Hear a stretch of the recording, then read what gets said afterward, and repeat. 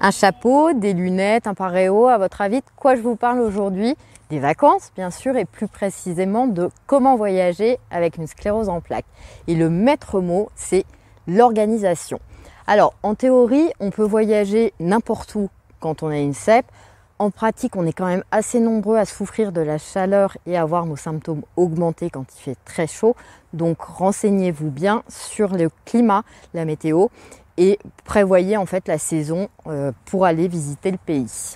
Et en fonction du pays visité, parfois il y a certaines vaccinations qui sont nécessaires. La plupart des vaccins sont possibles avec une CEP, mais parlez-en toujours avec votre neurologue qui connaît les dernières recommandations officielles.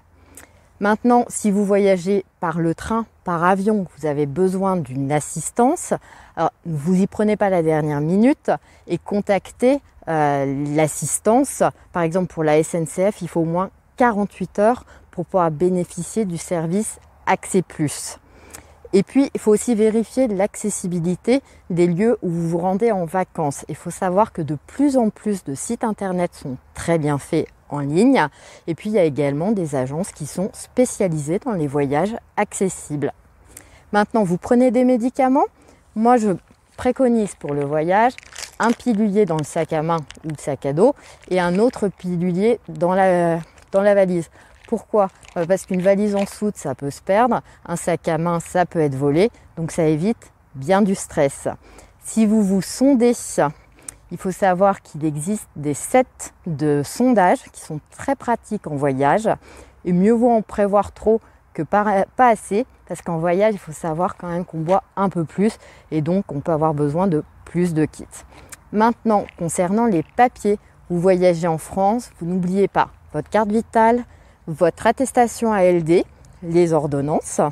Vous voyagez en Europe, sachez que vous pouvez demander à la CPAM une carte européenne. Et donc en fait, c'est une carte qui permet que vos soins soient pris en charge. À demander sur le site de la CPAM, www.amelie.fr. Vous voyagez à l'étranger, là il faut demander à votre médecin une ordonnance rédigée en anglais, avec le nom des médicaments en dénomination internationale.